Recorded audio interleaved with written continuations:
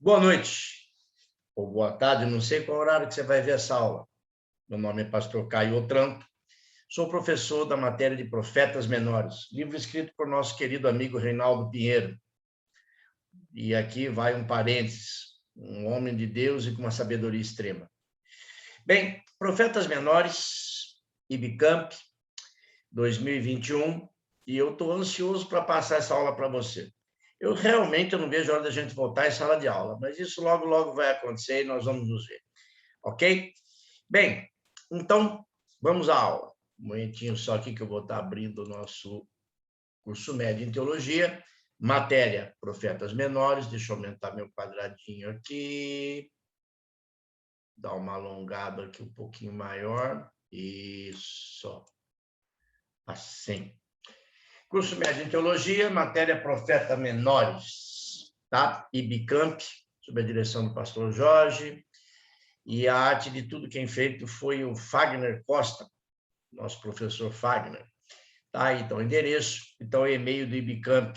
E lá no final da matéria, você vai até o último slide comigo, tá? Que lá eu vou dar todas as explicações como você vai fazer a sua prova online. Mas antes, eu gostaria de passar umas dicas para vocês. Da lição. Nossa matéria é dividida em 10 capítulos, tá? E nós vamos ter, então, o livro de Oséias, Joel, Amós, Obadias, Jonas, Miqueias, Naum, Abacuque, Sofonias e os profetas pós-cativeiro, tá? Zacarias, Malaquias, tá? E Ageu. Então, você tem pré-exílio, você tem pós-exílio e você tem exílio.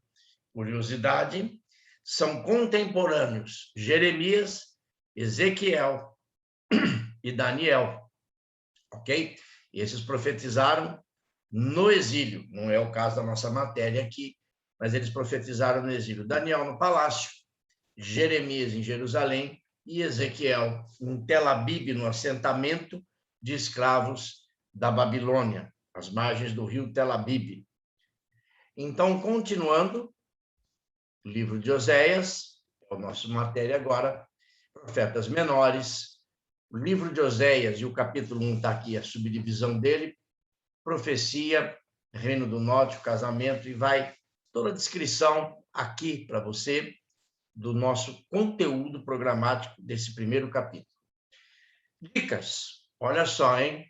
Organize, foco, disciplina, principalmente nesse momento de pandemia, onde nós estamos tendo que nos adaptar a esse sistema meio EAD, meio presencial, vídeo aula, tem sido necessário demais você focar. E como eu sempre digo, do pior a gente pode sempre extrair o melhor.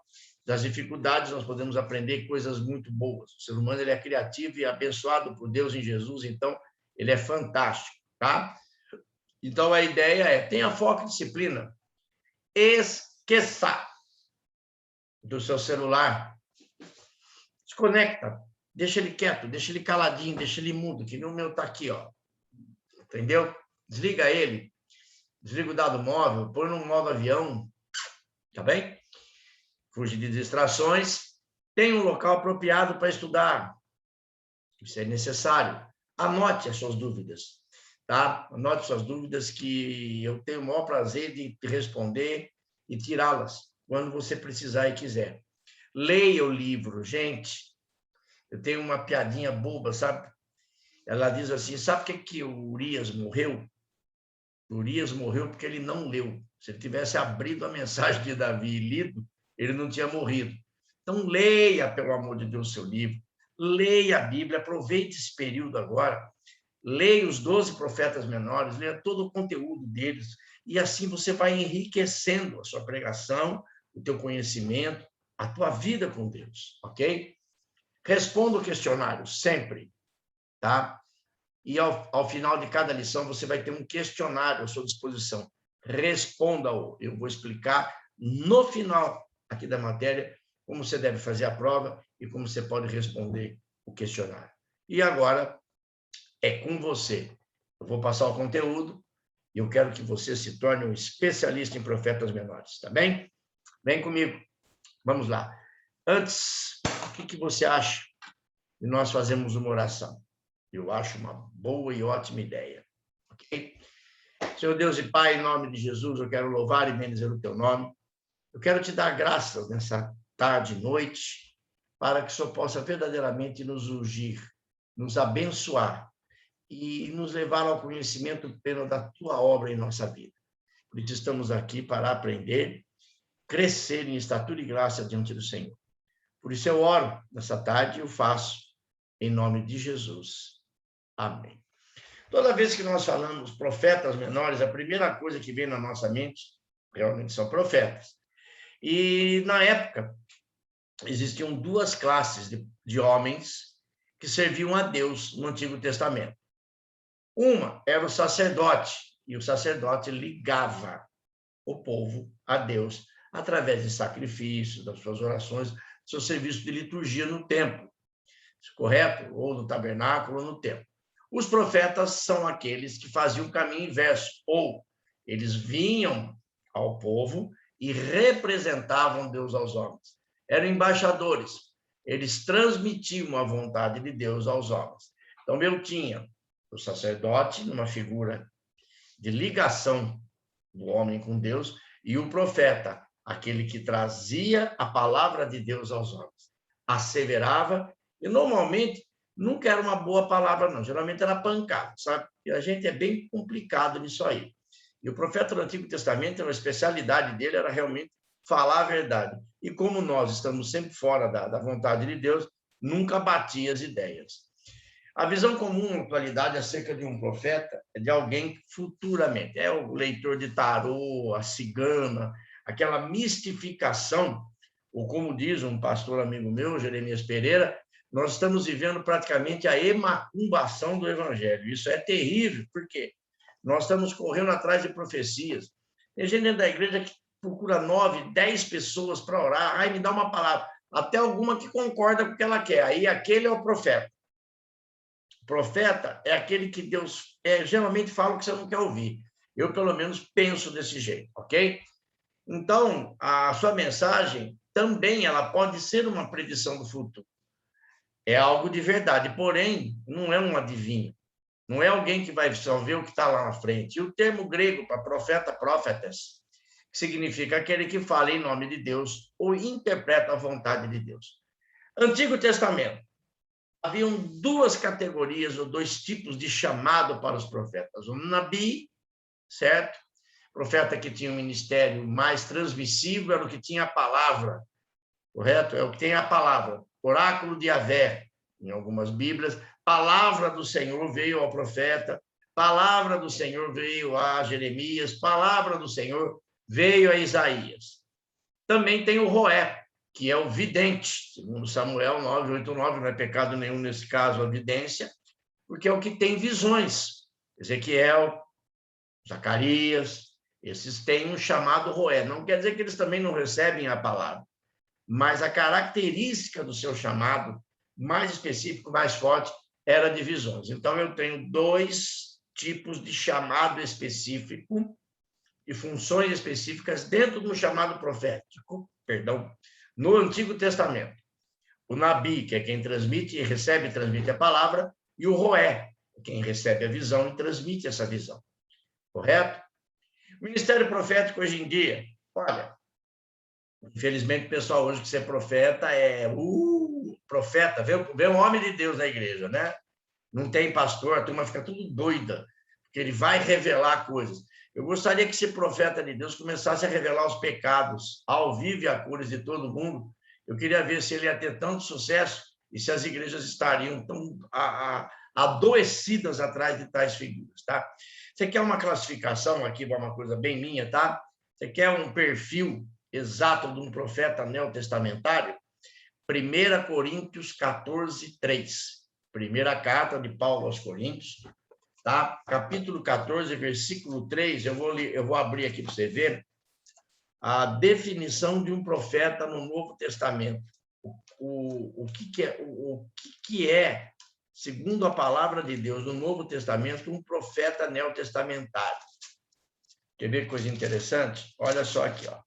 Deixa eu achar aqui. 1 Coríntios 14, 14, 3. Está aqui. Mas o que profetiza fala aos homens, edificando, exortando e consolando. Interessante que em grego, a sequência dessas palavras são: ele exorta, consola e edifica. Exorta, chama a atenção, dá uma dura, bronca, mostra o que está errado. Em seguida, vem e com a palavra consola, calma, tem conforto, tem jeito. E assim ele edifica a pessoa. Se há arrependimento, se há quebrantamento, a exortação teve a sua função, levou ao quebrantamento, confissão, arrependimento e perdão, consequentemente consolou, edificou. Interessante, né? 1 Coríntios 14, 3, ok? Já o Antigo Testamento, os profetas não terminaram bem. Em Hebreus tem uma passagem, eu esqueço o endereço dela, mas ela diz: homens que o mundo não merecia, cerrados ao meio, esfolados, quebrados, decapitados. Só Deus sabe o que eles passaram em nome de falar a vontade de Deus aos homens. Os profetas da atualidade, foi como eu disse agora de pouco, só profetizam o que o povo quer ouvir. Aí fica fácil, né? Bênção, prosperidade, e que você vai ter 10 carros, que você vai ter isso aqui, e que você vai ser curado, e por conta disso a nossa Unicamp Psiquiatria está cheia de gente. Fora o que tem de gente desviada da igreja. Tá? Recentemente eu encontrei um amigo, não quer saber ouvir falar de igreja, não quer saber ouvir falar de Deus. Filho com câncer, em estado terminal, apareceu um homem na casa dele, disse que era profeta, que Deus tinha mandado lá, e a família desesperada se agarra a qualquer coisa.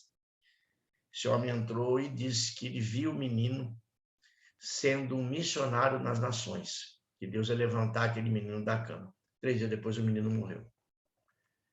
Pergunta para mim o que esse pai acha de igreja de profecia, ok? Agora vamos então ao nosso livro de Oséias, em hebraico Oshea, ou Yehoshua, um pronome hipocorístico, ou seja, alguma coisa, algumas mudanças de vogais ali, o hebraico dá cada sonoridade interessante quando você mexe nas consoantes e nas vogais, e a flexão do nome significa também poderia ser uma mudança de Josué. Então, você anota aí, na sua Bíblia, em frente a Oséias, você anota salvação. Na última matéria, nós vamos ler os nomes em português em sequência, você vai ficar bobo de ver que acróstico que dá. É incrível. O nome dos profetas, na sequência que eles estão aqui no nosso testamento, na nossa Bíblia, dá uma sequência, você vai ver. Eu vou falar na última aula. Seu nome deriva do hebraico, ajuda ou salvação, significa ajuda ou salvação. Muito pouco se sabe sobre ele, sabe que ele é filho de Beeri, tá, Oséias 1:1, e que profetizou no Reino do Norte. Tema desse livro, o tema do livro de Oséias, o julgamento divino e o redentor amor, e o amor redentor de Deus. Ele foi escrito provavelmente em 710, mais ou menos, antes de Cristo. O seu autor é Oséias, e o grande tema do livro é a aliança, ou a quebra da aliança, ou as alianças que Deus fez com os homens. E Oséias vai ter uma luta pessoal incrível, e nós vamos ver lá na frente, que é casar-se com a prostituta. Mas para a gente entender, quando fala, profetizou no Reino do Norte, pastor, o que é isso, professor? É Reino do Norte, que é Reino do Sul, confusão que é essa? Mas olha, o Oséias, ele foi profeta no Reino do Norte. É interessante você saber, profetizou em Israel. Mas Israel não era uma coisa só? Sim, até a divisão do reino. Mas como surgiu o Reino do Norte? Que história é essa de Reino do Sul e Reino do Norte? Deixa eu lhe contar uma historinha rápida e boa. Tudo começou com o nosso amigo Salomão, o novo rico. Salomão não teve a origem que Davi teve. Davi foi um estadista maravilhoso, um rei fantástico, um adorador. Tinha lá seus defeitos como pai e membro de família, né? Como pai de família era terrível. Mas como estadista, ele unificou Israel, unificou as tribos e a transformou em uma nação poderosíssima na época. Passou para o seu filho Salomão. Salomão assumiu o trono, apesar de toda a sabedoria que ele tinha, pouco sabia de machado, de funda, de gigante e de guerra. Salomão cresceu num período de paz, prosperidade e desenvolvimento de Israel. É interessante que ele é um homem extremamente sábio, ninguém condena isso. Porém, ele teve, por Deus, foi dado a ele para construir o templo e ele o fez. E depois de 40 anos de construção do templo, ele resolveu construir uma casa para ele tão suntuosa quanto o templo, a casa do rei. E lá está o povo trabalhando. E no final dessas obras, Salomão, no final da vida, você tem que lembrar disso, ele morre. E quando está para terminar as obras, depois do sepultamento dele, Jeroboão, esse cara aqui, que é o capataz dele, que é o mestre de obra dele, o homem forte de Salomão, que construiu tudo, lê. Então, pensa, esse cara aqui sabe construir templo, esse cara aqui sabe construir imagens, esse cara aqui sabe o que é um culto, o que é uma liturgia, como construir templos. Tá? E assume esse menininho aqui, o filhinho de Salomão, Roboão. Roboão vai se consultar com os sábios, com os mais velhos, e pergunta, porque Jeroboão veio pedir para que Roboão liberasse o povo para voltar para casa. O povo precisa voltar para casa, o povo ver a família, ver os filhos, precisa voltar a ter a sua vida normal. As tribos precisam voltar a ter vida. E o Roboão vai perguntar para o conselho, os conselheiros do pai dele, o que os conselheiros achavam. Falaram, olha, libera que o povo está cansado. Libera que, nossa, nós estamos à beira de uma rebelião, hein? Se eu fosse você, mostra que você tem sabedoria, sendo condescendente, sendo generoso, sendo sábio e bom. Não contente, o espertinho aqui foi consultar os amiguinhos que cresceram no palácio com ele, fazendo corrida de biga, disputando corrida de cavalo, imagina, né? Aquela coisinha toda. O bonitão aqui foi falar com os meninos, vem que você tem que mostrar que o seu dedinho mínimo é maior que o lombo do seu pai. Aumenta a carga de trabalho e põe esse povo para trabalhar. Ah, não deu outra. O bom chamou o povo, todo mundo foi para casa. 10 tribos subiram, 2 ficaram para baixo. Na tribo do sul ficou Judá e Benjamim, um pedaço de Simeão que foi absorvido depois por Judá, e na tribo do norte foram as outras 10 tribos. E não demorou muito para eles entrarem em guerra, viu? Para ter uma guerra civil em Israel. Então você vê a inconsequência de um jovem rei, pôs a perder tudo. Começou aí, dividiu.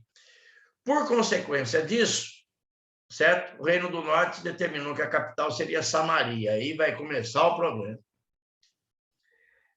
Tá? Então determinou Samaria, capital do norte, Judá, capital do sul.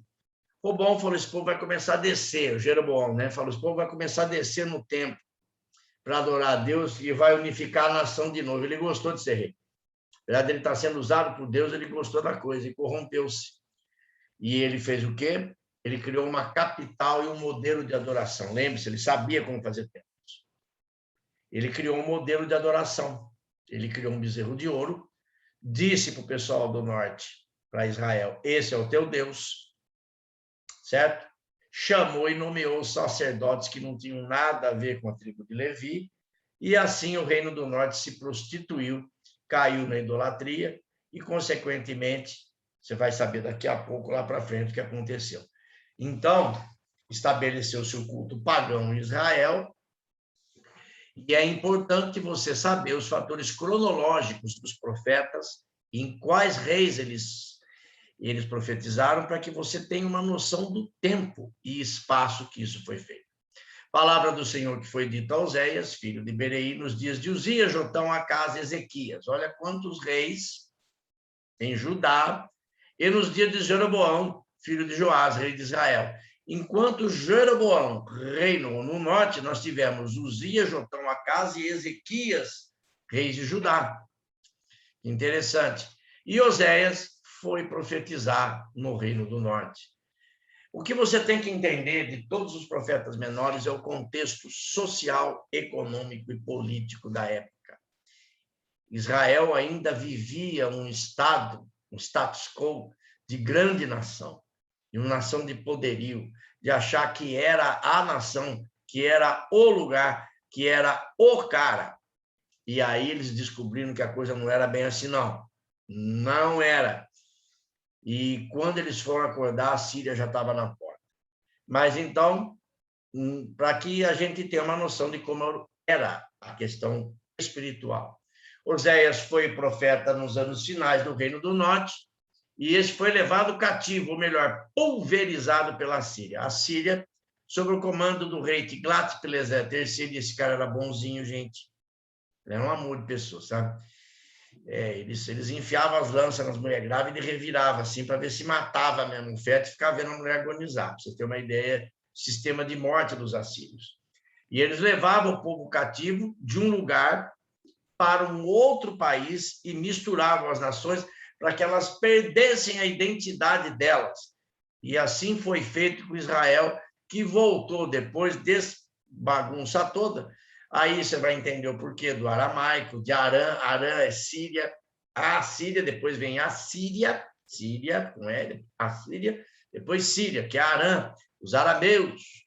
E aí vai misturar a língua, eles vão falar um aramaico depois, vão perder até a língua eles vão se perder. Então é isso. E profetizou, como diz aqui, 760 a.C. E Oséias casou-se com uma prostituta? Amados, eu sei que aqui para frente vai explicar, mas eu preciso ensinar para vocês isso. Existe uma coisa em terminologia de teologia que chama-se arco hermenêutico. Se você parte para a interpretação da Bíblia, eu o aconselho fazê-lo de uma forma literal. Sim. Ok, calma, você vai ter a parte interpretativa, mas o que está escrito, claro é. A Bíblia diz para mim que um grande peixe engoliu Jonas e 3 dias depois vomitou ele na praia. Eu não tenho problema em acreditar nisso. Se a Bíblia dissesse para mim que Jonas engoliu um grande peixe da pote de uma baleia e vomitou esse peixe na praia, para mim eu acredito. Ela diz que Deus disse, haja luz e houve luz. Para mim não tem problema nenhum acreditar nisso. O que eu não posso é questionar ou tentar perscrutar a inteligência de Deus. Então, para mim, Caio, fica muito claro que quando a Bíblia diz que ele vai tomar uma mulher de prostituição e terá filhos de prostituição, para mim, é claro, ponto. Não tenho que ficar romantizando, nem explicando, não, isso é uma analogia, isso é uma teoria, isso é um símile, figuras de hermenêutica. Não é, não. Ele falou, não tenho o que fazer, é isso. Ai, mas que pecado, não sei. Eu não conheço a vida do Oséias, eu não sei. Agora, se Deus mandou ele fazer isso, é porque ele tinha condições de fazer. E Deus deu condições e estrutura emocional para que ele assim o fizesse. Ok? A ordem deve ser vista em seu sentido literal. Quais são os motivos disso? O propósito do casamento do profeta com a prostituta seria de causar um impacto tal da nação que havia se prostituído. Amados, lembra que eu falei para você? Livro de Oséias, tá? Dentro da simbologia teológica, é uma aliança. Cada profeta menor tem uma aliança. Joel é o gafanhoto, o outro é a tempestade, o terrível dia do Senhor. Todos os profetas menores vão ter uma analogia, um símile, uma imagem para que você memorize. E Oséias é aliança. A aliança a partir da aliança quebrada, o povo se prostituiu. Israel se prostituiu, correu rapidinho para os cultos de Baal, Astarote e Companhia Limitada, que eram cultos de fertilidade, onde normalmente você entregava um filho na entrada do culto para que pudesse transmitir sua semente para todas as prostitutas, e o seu filho ia ser sacrificado. Isso que deixou Deus irado. O povo prostituiu, o profeta casa com a prostituta falou: o que eu estou sentindo é o que Deus está sentindo. Ele salvou um povo imerecido, um povo idólatra. Ele deu tudo o que precisava, terra, água, tudo para que o povo fosse próspero. Eles foram adorar um bezerro. Complicado, ok? Então é isso. A ilustração. Partindo da premissa, até mesmo sátira, o pessoal tira, gosta de brincar, a profeta de Deus, então, casou, porque prostituta não é gente também? Não são poucos, não que eu acho que deva ser regra, mas eu conheço muitas meninas, muitas mulheres que saíram desse mundo e se tornaram verdadeiras mulheres de Deus e servem muito bem hoje ao Evangelho e, olha, são dignas de toda a honra e todo o respeito que eu tenho por elas, porque o passado, tanto o meu como os seus e o delas, quando Deus resolve apagar, ele apaga. Ele põe um ponto final e muda vidas. E Oséias dissesse assim, como sou santo e a mulher imunda, a santidade de Deus contrasta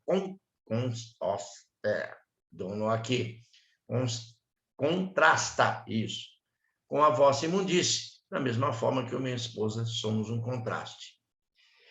E aí vem o nome dos filhos. Jezreel, Deus espalhará. Veja bem, semeará, mas semeará não é plantar para colher, é jogar a semente, é espalhar a semente. Tá? Então, espalhará. Essa é uma advertência à casa de Jeú.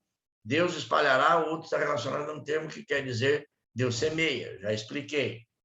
Correto? Olha lá. E disse-lhe o Senhor por o nome de Jezreel, porque daqui a pouco visitarei o sangue de Jezreel sobre a casa de Jeú e farei cessar o reino na casa de Israel. O que ele não tinha de lhe dar ao nome que quisesse seus filhos, porque o Senhor ia dar os nomes. Depois veio o segundo filho, Lo-Ruama. Não terei compaixão. Eu vou espalhar. Eu não terei compaixão. O nome hebraico literalmente quer dizer não compadecer, não amar, não estimar. Certo? E Lo-Ami, não será mais o meu povo. Então, eu vou espalhar sem compaixão e nunca mais serão o meu povo. Terra de Zebulon e Naftali, povo que habitava em trevas, Galileia dos gentios, essa área. O povo que habitava em trevas viu grande luz. Nunca mais foi Israel, nunca mais foi Judá. Tanto que até hoje o israelita é conhecido por judeu. É engraçado, não sei se você pensa como eu, mas o povo de Israel, o Estado é Israel, mas o povo é judeu. Assim é conhecido pelo mundo inteiro. Ok? Então, o termo Lo-Ami quer dizer literalmente não meu povo. Ele vai falar sobre a conversão de gentios. Deus usa a rejeição aos israelitas para predizer a conversão futura dos gentios, nós, ao dizer que aqueles que não eram o povo de Deus. Então, ele está falando sobre, aí no caso, ele citou no livro messiânico. Os profetas menores são messiânicos e escatológicos. Alguns são os dois, alguns são messiânicos, outros são escatológicos. Mas na maioria deles, todos eles levam tanto um pouco de messianidade em suas mensagens, como escatologia, muito escatologia. Todavia, o número dos filhos será como a areia do mar, que não se pode medir. Isso é verdade. Acontecerá que no lugar onde ele se lhes dizia, vós não sois meu povo, se lhes dirá, vós sois filhos do Deus vivo. Essa profecia fala sobre os gentios que se tornarão filhos de Deus. Esse texto está diretamente ligado com a mensagem de João. Ele veio para o que eram os seus não os receberam, mas a todos que receberam, deu-lhes o poder de serem chamados filhos de Deus. Pecado, juízo e misericórdia. Se pudéssemos dar uma sequência lógica à relação entre Deus e Israel, poderíamos usar o termo acima citado. 2 pontos. Semeá-la-ei para mim na terra, e compadecer-me-ei de Lo-Ruama e Lo-Ami direi, tu és o meu povo, ele dirá, tu és o meu Deus.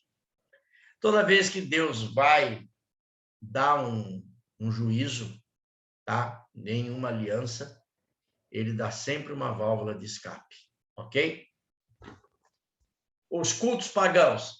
Bom, Israel estava atolado até o pescoço na lama do sacrifício pagão. Como eu falei, o povo levava os filhos nos cultos, entregava como entrada, entrava para dentro do templo de Baal e ficava ali, às vezes, uma semana inteira, em orgias processuais e sacerdotais e sacerdotisas que eram treinadas para exatamente esse tipo de culto. Os cultos pagãos de antigamente sempre foram relacionados com relação sexual. Sempre. Tá? O que não difere muito de algumas coisas hoje em dia. Mas aí, com sacerdotisas e sacerdotes. O Senhor reclama que Israel se contaminou e prostituiu, e ele diz, olha lá que interessante, eu conheço Efraim, Israel não pode se esconder de mim. Pô, agora, se você se prostituiu e se contaminou, porque o espírito de prostituição está no meio deles, e não conhecem o Senhor. Nada como um profeta casado com uma prostituta para entender o sentimento do Senhor. Agora, conhecer ao Senhor, olha que interessante, hein? E é um termo, é um versículo usado em todas as nossas escolas bíblicas. Eu tentei explicar isso para o povo na igreja esses dias, né? Conheçamos e prossigamos em conhecer o Senhor. Uma alva será a sua saída, eles virá com uma chuva será a ordem que rega a terra. Conhecer aqui é um verbo. Deixa eu ver se ele está aqui. Cadê o verbo que ele usa? Não, a conclusão não. Ele é um verbo que quer dizer, esse conhecimento tem a ver com relação íntima, relação sexual. A palavra conhecer aí tem a ver com uma relação íntima, relação bem íntima com o Senhor. Deixa eu ver se eu acho aqui, eu tenho grifado no livro. Aqui, olha lá, Edi e Adã. Tá? No meu livro aqui está na página 16, você pode procurar no seu, tem a ver com Gênesis 4:1, que quer dizer o homem e a mulher serão uma só carne. Olha onde vai parar isso. Se a simbologia do livro é a aliança e o conhecer aqui tem a ver com relação sexual, mas eu não estou dizendo que ninguém vai ter relação sexual com Deus. Não é isso. Mas uma relação íntima, profunda de quem busca verdadeiramente a Deus. Isso sim vai ser legal. Porque o que vai acontecer? Quando eu conheço a Deus na minha intimidade, eu não me prostituo mais. Eu não peco mais. Não peco mais, não, perdão. Volta a fita. Eu, pelo menos, idolatria, vai ser difícil de eu cair. O pecado, a gente ainda, infelizmente, vai cometer alguns, mas Deus é misericordioso para nos perdoar. Mas idolatria vai ser difícil no terreiro de Umbanda se eu tiver intimidade com Deus.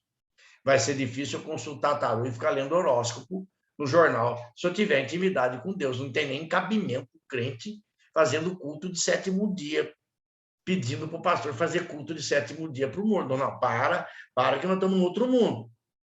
Então, essa intimidade com Deus, olha lá, o que eu vou até ler o que está escrito aqui. O que é interessante na maioria dos profetas é que este, apesar de profetizarem juízos duríssimos contra o povo de Israel, terminam com uma mensagem de esperança e restauração futura. Eu serei para Israel como orvalho, ele florescerá como lírio, espargará suas raízes como o Líbano. A restauração se cumprirá plenamente quando Cristo estará reinando no trono de Davi sobre toda a humanidade. Bom, a igreja não pode esperar as promessas políticas de Israel, as promessas de terra para Israel. Não podemos esperar isso. Para a igreja são promessas espirituais. Agora, o que ele fez para Israel, é só você olhar a história. Em outros profetas eu vou contar com mais detalhes como Israel voltou para casa depois da Segunda Guerra Mundial. Então, está tudo aqui nos profetas, viu? Mas a conclusão é essa. A igreja de Cristo não pode confundir e ficar esperando as promessas de Israel. Igrejas judaizantes, cabem as restrições. Não critico, mas também não congrego. Tá? Eu acredito que a igreja do Senhor ela é chamada para ser igreja, para ser a Assembleia de Deus na terra, através de Cristo Jesus, seu Filho, na pessoa do Espírito Santo. Israel, ela tem que se converter, como o próprio apóstolo Paulo disse. E, realmente, o movimento dos judeus messiânicos tem sido muito forte em Israel ultimamente, e a gente tem assistido e tem produzido frutos. Eu, pelo menos, eu tenho um conhecido, não é amigo não, é conhecido, eu conheci em algumas palestras por aí, ele chama-se Meno Kalischer. Eu já aprendi muito sobre rabinato com esse homem. Também aprendo muito com o João Morelli, viu? Pode ouvir o homem, o João está pertinho de virar um rabi. Com toda brincadeira, João, não me leva a mal. Então, as políticas, as físicas e políticas são para Israel, as espirituais para a igreja. Como que você vai fazer a sua prova? Você vai entrar, olha o cursor aqui. Você vai entrar nesse endereço, vai usar o usuário, seu RA. O que é o RA? É o número da sua matrícula, registro acadêmico, tá? É o número que sua matrícula tem. Se você não souber, você liga lá na secretaria, eles devem ter, tá? Registro do aluno ou número de matrícula. Senha, são os 6 números referentes à sua data de aniversário. Qual data que você nasceu, meu querido? Eu nasci 18/1/1965. Então, 18/01/1965 seria a minha senha. E-mail. Você tem que ter um e-mail, né? Eu espero que você já esteja no século XXI tendo um e-mail. Então, o e-mail aí você põe seu e-mail. Clique no nome na matéria no fim da página. Profetas Menores. Vai abrir uma página e você vai lá e clica. Entre com a senha Prof. Menores 09.1.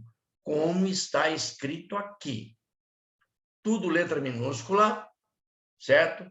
Vai ter um ponto só depois do 09.1. Então, Prof. Menores 09.1. Ok? Minúsculo e sem espaço. E a sua prova vai estar lá para você realizar ela. Ok? Bem, essa foi a primeira aula de 10 aulas sobre profetas menores. Um dos cursos mais bacanas que eu pude ministrar e que eu ministro com uma alegria no coração tremenda. Por quê? Nós vamos ver nas próximas aulas que o contexto social, político e cultural deles tem muito a ver com o nosso Brasil de hoje, com o mundo de hoje. É incrível como os profetas menores parece que eles estão vivendo no Brasil de hoje. Guerra política, abandono de órfãos, injustiça, corrupção, idolatria. Meu Deus, tem misericórdia da nossa nação. Deus abençoe a todos, uma boa noite e começamos a aula orando, vamos terminar a aula orando. Que o Senhor Deus e Pai, em nome do teu Filho Jesus, nos abençoe, nos guarde, nos proteja. Abra o entendimento de nossos alunos, usa esse que fala, diminuindo ele e crescendo o Senhor, e abençoa a vida daqueles que estão ouvindo, para que adquiram conhecimento. Por isso eu oro e o faço agradecido em nome de Jesus. Amém. Uma boa noite.